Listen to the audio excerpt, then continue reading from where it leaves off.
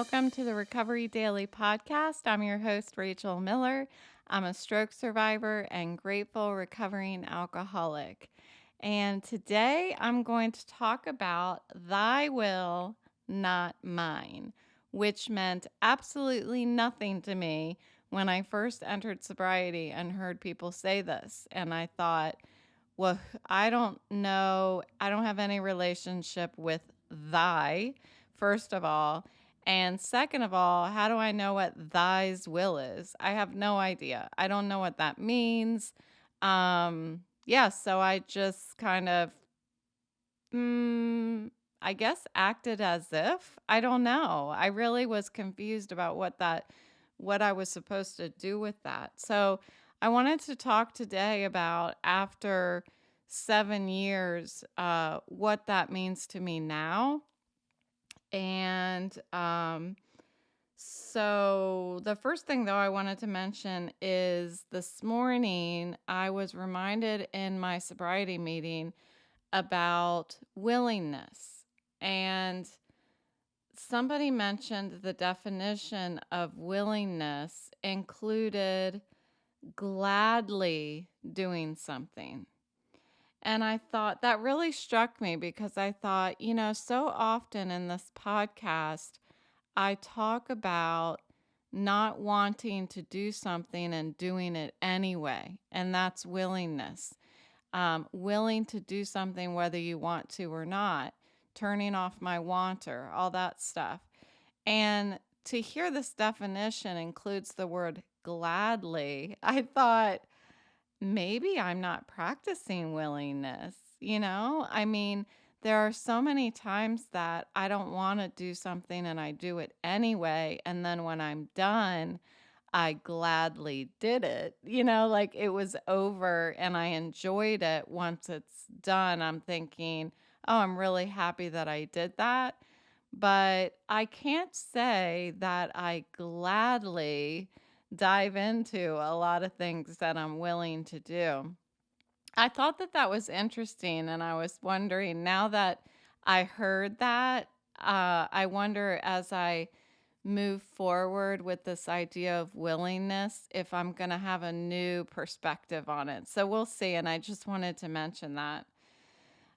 So back to the thy will, not mine, be done. So I've mentioned that before I go to bed every night, I get down on my knees like a little girl would beside her bed and I do my prayers. I rest my head on my bed and I do my prayers and I'm just saying my gratefuls and I always end it with thy will be done, not mine. So while I've been doing this for about 4 years now, probably, and what I would think of when I would say that sentence, thy will be done, not mine, what I was thinking of was, I don't want to accept it, but if something happens to a loved one, I, I need to accept it. Thy will be done, not mine. That's what I was thinking. I wasn't ever thinking,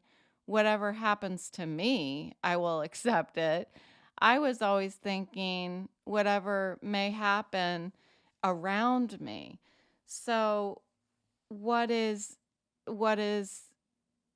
really got me thinking today is about how what really has happened in my life has been um, really centered on me. These issues that have happened that I've been confronted with, my stroke, my alcoholism, my mental health. There are things that happen around me. There's lots of terrible things that happen around me. But really, some of my biggest challenges were internal, they weren't external. So I never really thought about that when I was saying, thy will be done, not mine. Even after I had my stroke, I don't know that I was really hyper focused on, It's thy will that I had my stroke. I still was really centered on the loss of something around me, not within me. And what I was thinking about today is this in sobriety, somewhere along the way, I have been relieved of my obsession to drink. And it's because, as far as I'm concerned, it's because I practice the program um, and the steps of the program. And I reach out to others, and I've got a network, and I go to meetings, all of these things. That is, it's part of the promises of the program, and I don't have that obsession to drink. Do I think about it every now and again? Yeah, but I don't let it into my brain for very long. If I feel it entering my brain, the thought of drinking, I cut it off. I don't allow myself to romanticize the drink. I used to in the beginning of my sobriety. I would allow myself to think about what would happen if. And I don't let myself do that anymore. I just cut off any thought of a drink before it even fully enters my mind. And so, what I was thinking of today is, since I was relieved of this obsession to drink, what else can I be relieved from? If I practiced the program and got that kind of a powerful relief of something that I never imagined in my entire freaking life that I wasn't going to want to drink. Um, if that can be relieved, what else can I be relieved from? The stuff that I've been talking about this week about our emotions and coping skills. If I practice these coping skills and these things that I've been talking about this week, can I really start being relieved more often of these feelings of fear and anger and anxiety, to the point where, just like that obsession to drink, where once in a while I'll think about it, but I don't let it in for very long because I know it's not going to do me any good? What if one day I can do that with fear? What if one day I can do that with anxiety, and I can be relieved of some of these other things? And what am I capable of if I am relieved of those things? What am I capable of if I stop forcing my will when I feel these things? You know, these negative emotions, particularly fear, anger, and anxiety, are the big ones for me. And when I feel them, I tend to have automatic reactions. And I talked about those the other day, and practicing coping skills and correlating. When I feel anger, do push ups. And every time I feel anger, do push ups. And then it'll start diminishing that anger. I'm less likely to react and all that good stuff. Um, Doing that, correlating these coping skills, is also another way of stopping forcing my will, letting life happen rather than me trying to interject myself as soon as I start feeling fear, anger, or anxiety. And what else I was thinking about today was how boring life would be without this obstacle course of emotions that we feel, that are in front of us, that we have to go through. That's what I think about is, when I was growing up in Leesburg, the bike path goes through Leesburg, and along the way, about in the center, close to Douglas Community Center is what it's was called, I don't know if it's still called that, but there was an obstacle course. And it's one of those things where you can, it's like a workout. So you can do like the jungle gym bars at one point, and then you walk another quarter of a mile, and there's like something you can do sit ups on or whatever. And that's what I'm thinking of when I'm thinking of this obstacle course. And for so long, when I was drinking throughout my whole life, I was trying to just move the obstacles or not stop and deal with the obstacles. I would just try to stay on the path and do things my way, thinking I'm going to only deal with the things that I want to deal with, and then I'm just going to keep walking on the path, you know? And the two times that I have approached recovery in sobriety and with my stroke, the two times that I've admitted that my life is unmanageable, I have already seen that my best life is when I go through the obstacles, when I work through the obstacles, not when I go around them. And I don't know. I'm kind of a sucker for an obstacle course, I'm just going to say. So, uh, thy will be done, not mine. What it reminds me of today is that I don't have control of anything beyond my fingertips. And I hear that a lot from a lot of people in my sobriety program. So, what another thing that this line "Thy will be done, not mine" reminds me of is um, several years ago, before I had my stroke, I saw a YouTube video, and there was a dog that was trying to cross, and you may have seen this. I'm sure there's hundreds of them, if not thousands.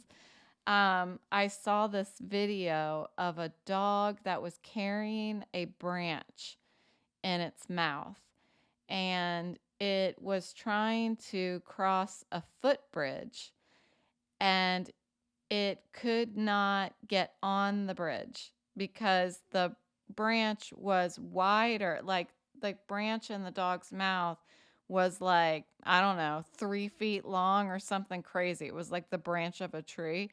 And the entrance to the footbridge was only like 2 feet wide. So the dog was trying to get on the footbridge, and it could not enter because the stick would just get caught at the entrance. It was too big to fit through. And the dog never dropped the branch. The dog just kept trying to get on the bridge, and it just kept running into the branch kept running into the two poles on either side of the entrance to the footbridge. And what I imagine is this branch is our will, and we're trying to carry it with us, and it doesn't fit. I listened to another video today where it was talking about sticking your hand inside something, like inside the cookie jar, and trying to grab like 10 cookies and pull your hand out, but holding 10 cookies in your hand makes your fist too wide to pull back out of the cookie jar. So same kind of thing, like that is that is my will trying to take it with me, and it doesn't fit. You know, how many times do we try to fit something into our lives that just doesn't fit, or force something to happen because we see that at that time in our lives as the best course of action?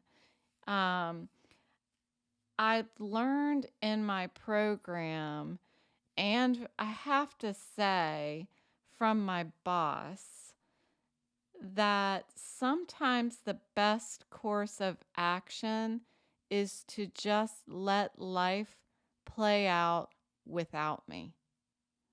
And I have found so many times, I've talked about this at the beginning of this podcast. I talked about how I had my mother in law and my mom over for tea. And it was just the three of us, and we were sitting at the table, and they were talking, and I tend to be an interrupter. I tend to want to put my 2 cents in all the time. And so I'm sitting there, and I'm trying to be less like that. I'm trying to be more of a listener than a talker. And it takes a lot of work, but it's something that we can all do. It takes practice. So I'm sitting there and I'm listening to them talk to each other, and I could feel myself wanting to interject. I wanted to add to the conversation. And the longer that I sat there and waited for like free airtime to say something, the more I started hearing myself talk and listening and realizing that this conversation is probably going to play out even better for the two of them if I don't interject and I don't participate. Like, let them talk to each other and get to know each other. And it was really a great experience for me. And it was good practice. And I'm going to keep continuing to try to do that, to watch other people interact with each other rather than me feeling like I'm, the director of conversation and I need to, guide the conversation. That's not the case. So this week I've been practicing playing the part of someone who does different things than what I had been doing. So what I mean by that is I was a marketing director, and I had my stroke, and I have had to walk away from this career. And the reason why is because of my stroke symptoms, that I can't look at digital devices. Well, what I've been doing is not accepting the fact that I have vision impairment and that I'm no longer a marketing director. What I've been trying to do is force that same identity of mine, the Rachel that's the marketing director, to fit in to my life the way it is right now, where I can't use digital devices. That's a problem. and and I had been trying to learn voiceover and you know, trying to make that identity stay alive and keep going and keep flourishing. And what I haven't done is stop and recognize that I am at a fork in the road, and I can keep trying to force my will and try to keep going in this direction that maybe life, I'm not supposed to go in that direction anymore. That identity is no longer. I'm no longer the person who can stare at a computer for 10 hours at a time and work on whatever, creative thing that I'm working on. I just can't do that anymore because of my stroke. And so this is what I've been doing this week. I've been playing the part of a new version of Rachel this week. I'm practicing. So this is what I've been practicing doing. This is the new version of Rachel. I've been sewing, not watching TV. The new version of Rachel is baking. She's taking care of her animals, her puppies, cleans. She's a student. She's been logging on to LinkedIn Learning and listening to some courses. She doesn't drive, and she isn't the breadwinner of the family, and she's accepting that. She reaches out to neighbors.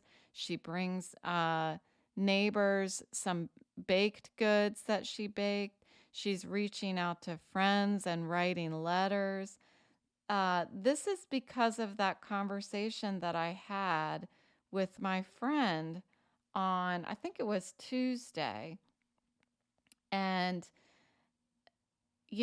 talking about accepting and assuming this and understanding my new identity. Um, what I had been doing, I had been kicking and screaming and scratching back into the digital world, thinking there's got to be answers for visually impaired. Um, what I hadn't done yet is put down the digital devices and welcome the 80s back into my life. I've been thinking of what life was like in the 80s when I didn't have all these digital devices around me.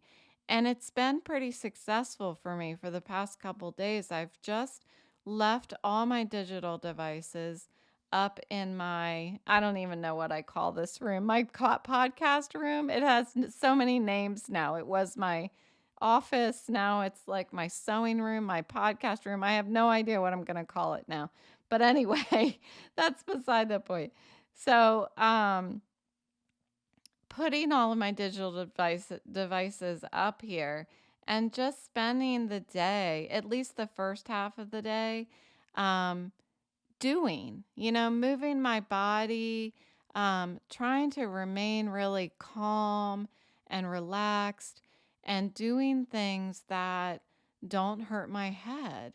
And, where are we at? We're on month 4 and I'm finally putting my digital stuff down and like trying not to worry about learning voiceover and don't worry about checking your messages, and asking Siri to read me my messages and what do I have on my calendar for today? Like, just let it go. Just let it go. And it's been really nice. I've really enjoyed the past few days doing that. And it's because of that conversation I had about, you know, Rachel, you've been grieving losing your job, but have you grieved losing your vision? Again, I can see it just hurts. So I have to be careful what I do with my eyes. And have I grieved that stuff? I feel like I've stopped at just being frustrated. I don't know that I've actually gone through the stages of grief in order to start assuming this new identity that's been thrust upon me. Um, so so I'm trying, and that's what I'm sharing, that I'm practicing doing this. I had fun this week. I still feel some stress, uh, really just from my insurance claim. It's just a stressful thing to do because I can't control anything past my fingertips. So if my doctors aren't responding, if the insurance people aren't responding to me, I can't do anything about it. I've emailed the insurance company and called them 3 times this week and have received no response. Um, Although on Monday they had said, we're really down to the wire. We only have 2 more weeks in order to approve the claim. And so I bent over backwards to contact all of my doctors and get all of this done, and then nobody responds to me. I actually received a message from one of my doctors that said, "You need to fill out an authorization form for us to release the information." I was like, "Are you kidding me? You guys have been releasing information for 4 months to them. Like, what is happening?" It's so stressful. And I don't even know, there's nothing I can do about it but control right up to my fingertips, which is where I can pick up the phone or I can send an email. That's it. And then I have to just hand it over, right? Thy will be done, not mine. So anyway, and I'm still trying to figure out who thy is, and I will try to figure that out for the rest of my life. I pray and stuff. I'm sure that my thy is way different than your thy and everybody else's thy. And that's what's so great about my program, because it gets to be all mine and I don't have to appease anyone. So I'm practicing all of this stuff, and I'm trying to be this new version of Rachel. Doesn't mean that the old version of Rachel is gone. It just means it's a new, improved version of Rachel that hopefully is a lot less stressed out. We'll see. Once this insurance shit gets over with, then I'll be a little less stressed. But I'm practicing not trying to push puzzle pieces together that don't fit. You know, I remember doing that as a kid. When we had a puzzle, I would try to squeeze them together. I would like hammer them with like my fist to get them to fit together. Anyway, um, and right before I started recording, I looked up on my wall right above my microphone and saw the Serenity Prayer. I have 3 frames with each part of the Serenity Prayer. God grant me the serenity to accept the things I cannot change, the courage to change the things I can, and the wisdom to know the difference. And I think that sums this week up for me. That's what I'm doing. Although I hadn't actively looked up at those frames this week, I looked up at them right before I started recording, and I'm reminded that that is what I need to do. I need to accept the things I can't change and be brave enough to pick up the phone and call the insurance companies, call the doctors, do whatever it is. I have the control. I have the control to do. That doesn't sound right. I have the control to do. Yeah, I guess it is. And and to just know when there's nothing I can do, and just let life play out without me. And things work out the way that they're supposed to work out. Or if there is no way that they're supposed to work out, they happen, right? If nothing else, life happens. Speaking of the 80s, I believe there were bumper stickers that said life happens back then. So I'm living in the 80s this week. All right. Well, happy Friday. And I hope, please, will you please go to a fall festival this weekend? Because I can't go. And it's one of my favorite things in the world to do, to go to a fall festival. And it's too much stimulation for my head. So go to a fall festival and watch all the little children running around picking their pumpkins out of the field, and all that good stuff. I just love it. It should be a nice, cool weekend too, I think. So, anyway, have a good weekend. I'll talk to you tomorrow. Thanks for listening.